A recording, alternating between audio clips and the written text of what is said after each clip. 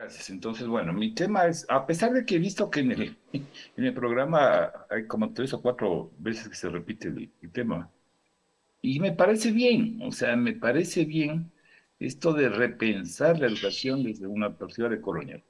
¿Por qué escoger esto? ¿Por qué ser tan directos en el sentido de decolonizar el pensamiento? Es decir, es una ruptura total, es un cambio disruptivo en la forma de pensar y también en la forma de conceptuar la educación. Acabo de oírle muy atentamente al profesor, o sea, me parece fantástico, por ejemplo, el aporte de la matemática maya, que ha sido oculta durante mucho tiempo. Hoy podemos gozar de todas esas concepciones tan interesantes sobre las operaciones y sobre la perspectiva matemática de los mayas y también de otras culturas, ¿no? Ahorita estamos trabajando, por ejemplo, con la tetrada cañari, que es impresionante su semiótica, también su carga epistémica que mantiene para poder lograr que el estudiante piense, actúe, sea un ente crítico frente al conocimiento matemático. En ese sentido, yo quisiera referirme, como por la parte de Mesoamérica, a unas ideas que vienen del profesor Dussel. Siempre me encanta repetir esto porque me parece fundamental. En una conferencia, el profesor Dussel, que es un profesor eh, mexicano-argentino, de Argentina, pero no es un profesor mexicano, él se pregunta en una conferencia y dice, cuando nosotros nos enseñan la historia, yo creo que a toda Latinoamérica se tiene ese bagaje de construcción de la educación a través del desarrollo histórico de las ciencias, de la historia, de la cultura, y nos enseñan que había una historia, una prehistoria, una protohistoria, o una historia antigua, una historia moderna, y de pronto aparece la palabrita mágica acá del postmodernismo. Y los europeos dicen la historia moderna, fíjese, la historia moderna o el modernismo empieza cuando Colón llega a América, según los retrógrados pensamientos de algunos intelectuales españoles sobre todo, a salvar a los aborígenes, no digo aborígenes, a los primeros habitantes, a nuestros ancestros, y a salvarles de la incultura, a dotarles de religión, a dotarles de conocimientos provenientes de la Europa, que estaba saliendo, obviamente, de su oscuridad, de la Edad Media, y apenas esas chispas del Renacimiento, que tenemos un poco de referencia, por ejemplo, en el trabajo de Cardano, Tartaglia, y nos tratan de volver humanos, porque para ellos no éramos humanos. O sea, para nosotros una especie de animalitos que andaban por ahí, volitivos, creyendo en unos dioses extraños, sino en su sacrosanto monoteísmo, que precisamente ese monoteísmo no fue de ellos, sino algo traído de Medio Oriente. Entonces, Enrique Dussel te habla de esas perspectivas de enseñanza de una historia que no es nuestra, porque obviamente nosotros no pasamos la Edad Antigua, nosotros no vivimos el medioevo europeo, nos vale, es decir, no pasamos esa historia, no pasamos una entrada al modernismo, y luego, pues sí, nos encajan en el famoso posmodernismo, y toda la filosofía neoplatónica y atomista de esa gran estructura que es la filosofía occidental. Entonces, usted dice, ¿por qué no a los estudiantes de tempranas edades se les enseña toda la historia que proviene de nuestras culturas ancestrales y se prefiere, o de alguna manera, ya voy a hablar de eso, se hace una simbiosis entre la historia europea y la historia de nuestras raíces originarias, Mesoamérica y Sudamérica? Entonces es importante saber historia de los mayas, de los quilchas, de los aztecas, pero también de la parte del sur. Sobre todo acá, nosotros tenemos un impresionante legado histórico científico de culturas como la cultura Pasto, como la cultura Cañari, como la cultura Panzaleo, como toda esta región de lo que tú caras, ¿ya? Y esa historia ha sido olvidada o de alguna manera folclorizada. Es decir, es bonito saber de nuestros antepasados cuando hablamos de eh, la cuestión, por ejemplo, de el Diablo Uma o de las fiestas del Inti Raymi. Y uno se pone a pensar, yo hablaba el otro día con una gran amiga, señora amiga, y la arqueóloga, María del Carmen Molestina, y decía, nosotros no, nos consideran herederos de lo inca. No es cierto, nosotros no somos incas. Los incas estuvieron 30 años aquí. Entonces nosotros no tenemos herencia inca. Los incas invadieron nuestro territorio. Nosotros tenemos raíces mucho más antiguas. En la época de integración aquí en nuestras regiones, sobre todo aquí en la mitad del mundo, ¿ya? Muchas culturas se unieron y vivían en paz y en perfecta armonía. Tuvieron muchos conocimientos. Hoy precisamente estamos haciendo una investigación sobre la cerámica que está omnipresente en esas culturas de aquí del norte, la Sierra Norte del Ecuador, y hemos encontrado barbaridades matemáticas, barbaridades matemáticas. Entonces uno dice, bueno, o sea, eh, habrá que repensar la educación algún rato y decir, tenemos que enseñar otras cosas. Porque si seguimos así, vamos a seguir manteniendo un estatus mediante el cual la educación se vuelve un insumo para mantener las condiciones de un sistema capitalista que a la larga va a través de ese camino tortuoso del consumo, de la necesidad de insertarse en ese sistema como una maquinaria más, y luego llegar a lo que realmente parece ser que estamos llegando, a un cambio climático que no lo podemos detener, a una inseguridad alimentaria que poco a poco se está manifestando, tomando en cuenta que nosotros somos tal vez la subregión, una de las partes más ricas en cuestión de ecología y de biodiversidad del planeta. Es difícil, es complicado, porque las políticas educativas corresponden a los estados, supuestamente, pero los estados responden temporalmente a los gobiernos. Pero eso no quita que desde la academia, desde quienes hacemos educación, hagamos la lucha, armemos trincheras para poder defender lo nuestro. Y es necesario, y no es solamente necesario por rescatar ese vacío que nos dejó la conquista castellana, sino también para lograr identidad de nuestra gente, para poder hacer que sintamos las raíces nuestras, nos comprometamos con nuestra situación como comunitaria y que la educación sirva para lograr una sociedad más justa, más equitativa, menos desigual. Bueno, lo que me trae aquí entonces es un poco analizar cómo podemos nosotros, primero, a partir de ser educadores, o ser promotores de un cambio disruptivo en la educación, pensar en eso. El tema educativo, o sea, está en constante cambio como todo en la vida, ¿no? Lo único constante en la naturaleza es el cambio, es muy bonita esa frase.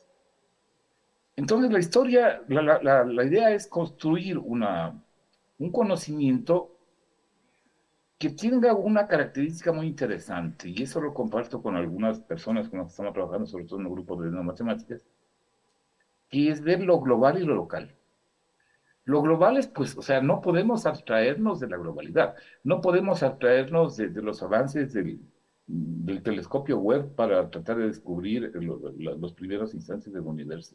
No podemos abstraernos de los avances de la medicina, no podemos abstraernos de los avances de la metagenómica, no podemos abstraernos del avance de las investigaciones que se hacen en diversos campos de la física, de la química, de la biología, y que son el resultado, obviamente, de los países que tienen dinero para hacerlo.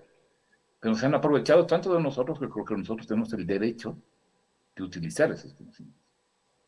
Entonces, en ese sentido se habla de lo global y lo local, ¿ya? Y en ese sentido, pues es necesaria la incorporación de las ciencias que provienen de nuestros pueblos originarios.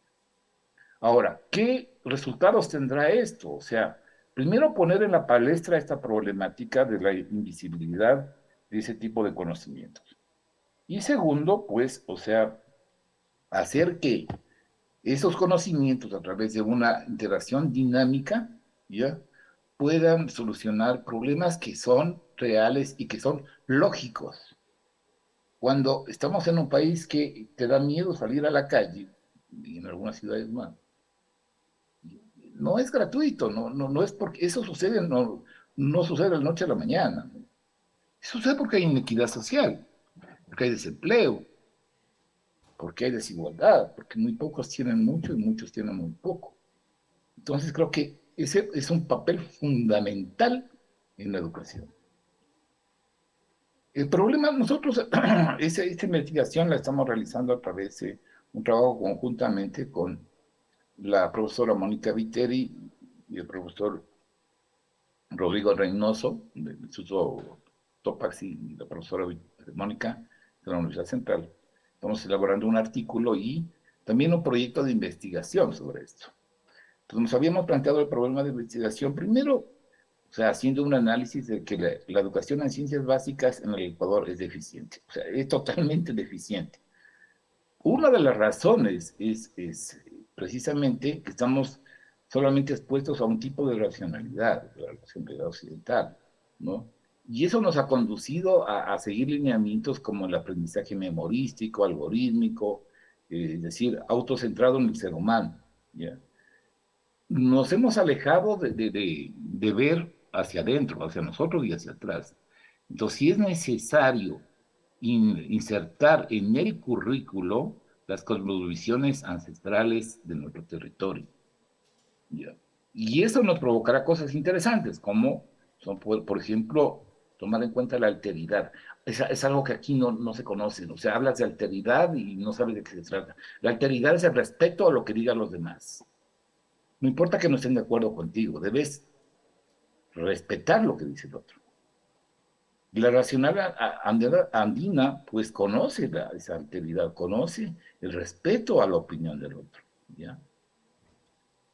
En otro tipo de escenario, o sea, bueno, a través de tantos estudios y tantos, digamos, fundamentos teóricos que tenemos atrás, como es Kuhn, como es Claude Lévi-Strauss, como es Foucault, como es Popper, ¿ya?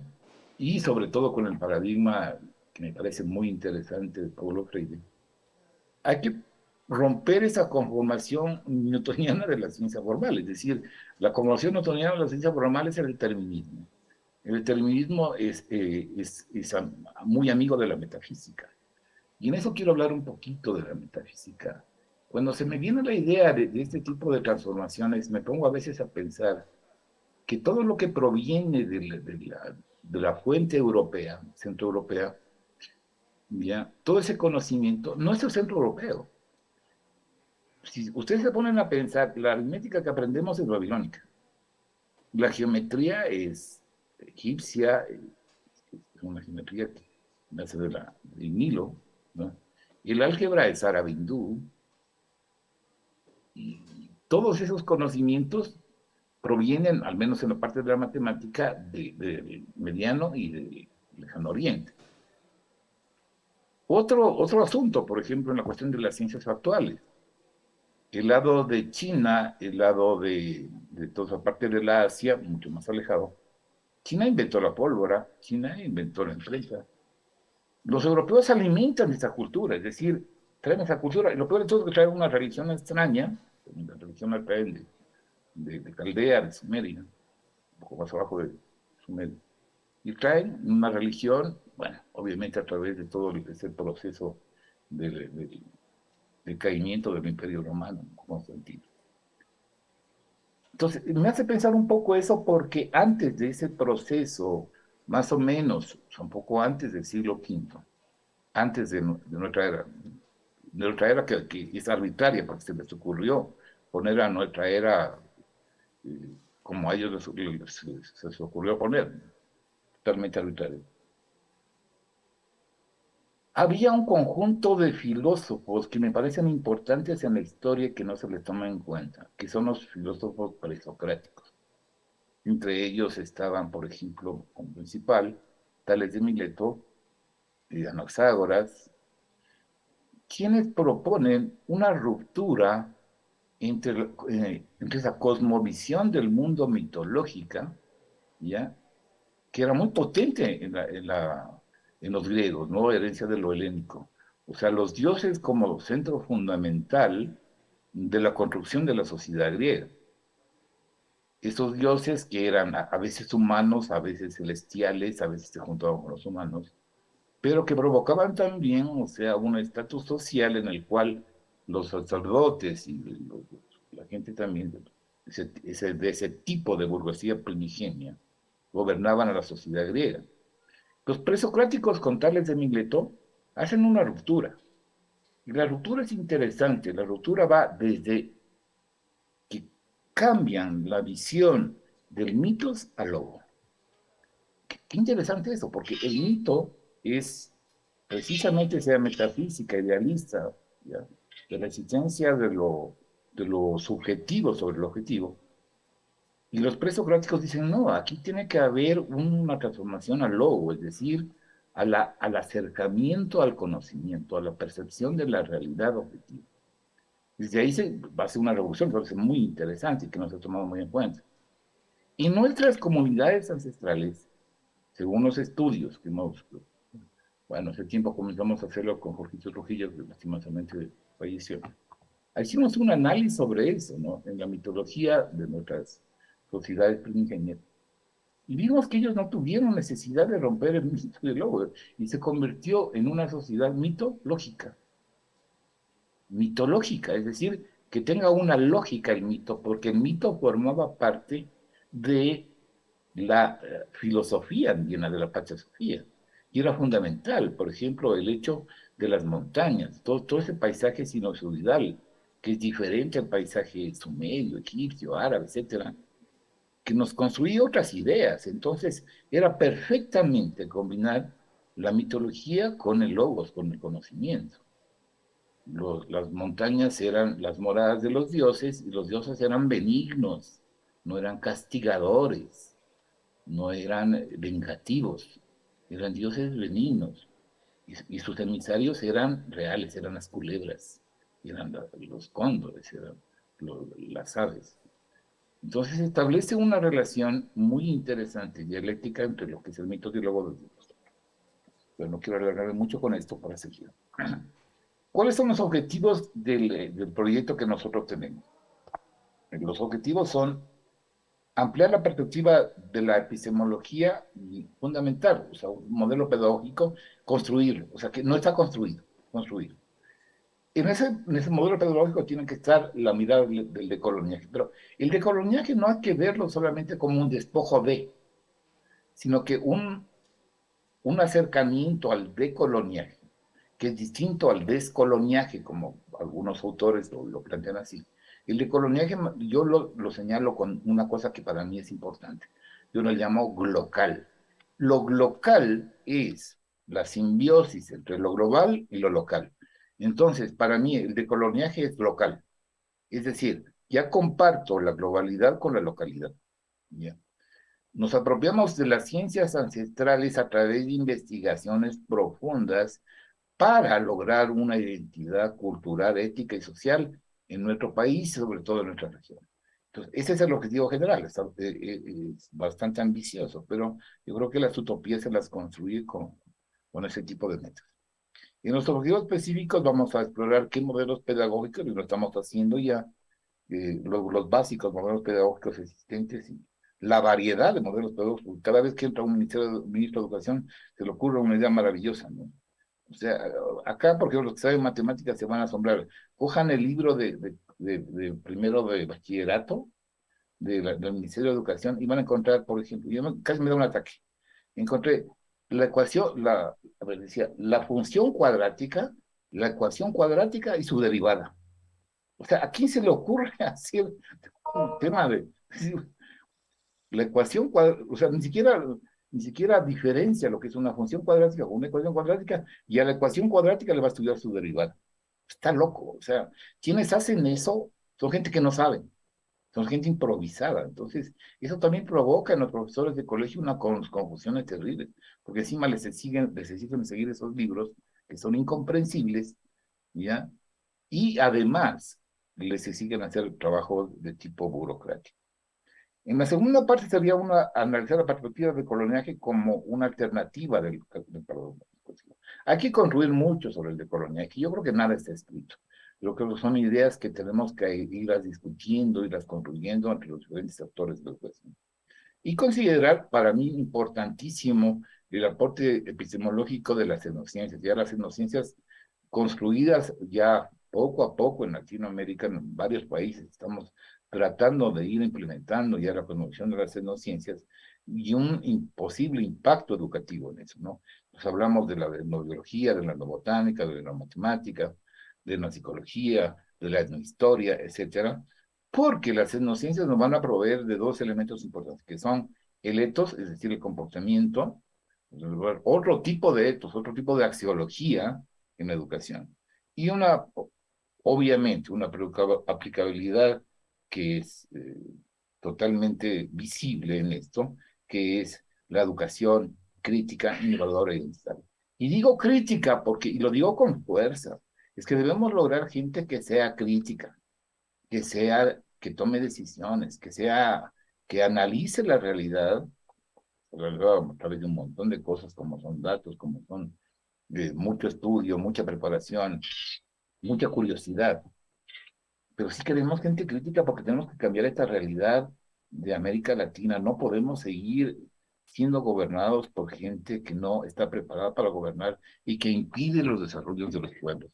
Sin embargo, nosotros estamos el otro. Entre los resultados principales va a ser la aprobación de un conocimiento ancestral en el proceso de aprendizaje y vamos a cambiar de alguna manera el status quo de lo que se ve en Ecuador. No es fácil, no es nada fácil, pero hay que comenzarlo a discutir. La generación de nuevas estrategias didácticas que ya se han puesto en práctica, la enseñanza y el aprendizaje, y yo creo que también muy importante la formación de grupos, redes y espacios comunicacionales tan solo de educación. El día de ayer yo tuve una reunión con varios investigadores de América Latina, de México, Colombia, Perú, Ecuador, Argentina y Brasil. Nosotros en el Instituto de Neurociencia estamos desarrollando la investigación de un frejol, del frejol torta o frejol lunatus, y de su bacteria fijadora nitrógena, que es el rizobium, que es endémica de acá del país, o sea, es única en el mundo, y hemos formado una red del frejol. Me pareció tan lindo porque a través de un profesor mexicano que nos visitó aquí en su sueño sabático, logramos crear una red internacional del frejol.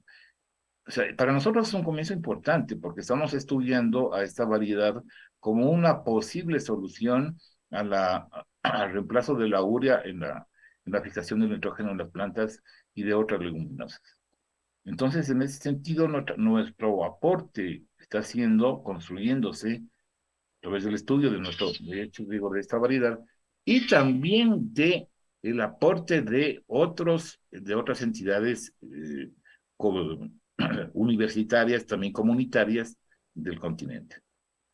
Para finalizar, quisiera también poner a consideraciones de ustedes una de las estrategias que nosotros vemos dentro de la educación matemática a través de los estudios realizados por el profesor Oviletán de Ambrosio, que comenzó con esta nueva corriente, la nueva matemática, que fue realmente la que abrió un camino importantísimo en América Latina para repensar la educación matemática, y es la puesta en escena del currículum trivium, que suena griego, pero no importa, o sea, vamos, el currículo Trivium que planteó Viratenio Ambrosio me parece muy interesante, es para matemática, pero bien lo pudiéramos considerar en la educación de las ciencias, de esa cultura científica que nos hace falta que los estudiantes sepan. Entonces habla de tres instancias del currículo Trivium, ¿no? Es algo tan simple como esto. Tres instancias que son la literacia, la materacia y la tecnogracia. La literacia es la parte comunicacional, es la parte en la que el estudiante llega al conocimiento a través de un montón de formas, ¿no? O sea, llega a través de las clases magistrales, a través de la investigación en Internet. Es decir, la literacia tiene que ver con el hitos, que es la piedra, la literacia, la literatura. Uno llega a través del conocimiento, se acerca al conocimiento que está presente en la sociedad. La materacia, en cambio, son los instrumentos estos analíticos, ¿ya? cuando el profesor también le acompaña al estudiante para lograr que esa capacidad de aprendizaje o esa capacidad de captación de los conocimientos sean desde un punto de vista, obviamente, con todos los las cuestiones pedagógicas de punta, sean significativos, ¿no? Para que el estudiante sea crítico, el estudiante sea constructivo, sea predictivo, sea solucionador de problemas. Esa es la cuestión, o sea, no queremos, por ejemplo, si cuando estudiamos matemáticas no vamos a formar matemáticos, vamos a formar gente que utilice la matemática para que le sirva en la vida. Y por último, la tecnoracia, que es la utilización de instrumentos tecnológicos. Ahora lo estamos haciendo sin ningún problema. Antes hubiera sido imposible que yo de esta conferencia tuviera que ir a una cuenca y se hacía muy difícil, pero ahora puedo llegar a ustedes a través de estos medios tecnológicos. Entonces, también es importante que los estudiantes utilicen, pero de una manera correcta, que lo utilicen de una manera racional y lógica estos instrumentos. Y quiero terminar con los enfoques innovadores que nosotros queremos a través del programa de no matemáticas, que son este tipo de cosas, o sea, son esas utopías, es galianizarse, es decir, ir a Galeano y ir a las ideas más avanzadas, ¿no? En ese sentido, son la justicia social, defender los derechos civiles y humanos de todos los grupos, luchar porque la educación, a mí no me gusta la palabra indígena, la cuestión de nuestros pueblos ancestrales y de nuestros campesinos sea igual a la educación en las ciudades, de hablar sobre contextos profesionales en los cuales se puedan insertar los estudiantes, hablar de la práctica de juegos ancestrales, combinar lo urbano con lo rural, no separarlo, no es no son dos partes dicotómicas, ¿no?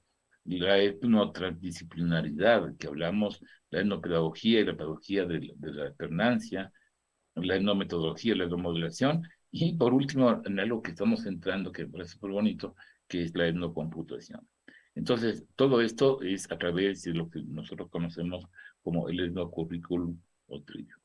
Bien, por conclusiones, creemos que este paradigma educativo occidental y centrista per se no es malo, porque, como les digo, ellos copiaron de la parte de Oriente. O sea, per se no es malo, pero lo malo fue la imposición sin tener la chance de escoger. Entonces, yo creo que lo que tenemos que hacer es hacer ese diálogo que propone la Pacha Sofía como instancia filosófica, donde prime lo comunitario y esa simbiosis de conocimientos sin la dicotomía del ser y estar. O sea, el ser y estar tiene que ser esa relación, diría hasta cuántica, ¿no? El ser y el pertenecer. Y el pertenecer quiere decir comunidad. Y también con la cuestión de la alteridad, reconocerle al otro como base fundamental de la educación.